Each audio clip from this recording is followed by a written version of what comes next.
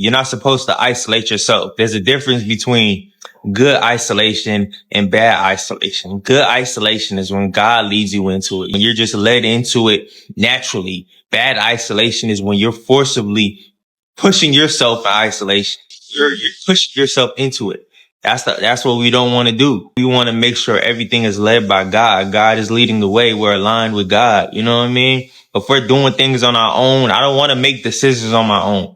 I don't know about y'all, but I don't want to make any decisions on my own. I want to make sure every decision I make is aligned with God. Godly decisions. Those are the decisions I want to make. So when you start to isolate yourself and you do things on your own and try to drive the car by yourself, that's what happens. You know what I'm saying? You start to get depression, social anxiety.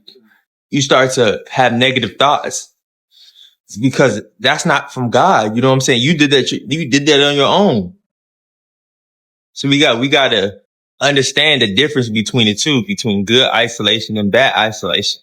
Like, ask yourself, are you in good isolation right now or are you in bad isolation? You want to make sure you're in good isolation. You want to make sure you're aligned with God and God is leading you throughout this whole journey and throughout this whole, you know what I'm saying, sacrifice. You want to make sure that's the case.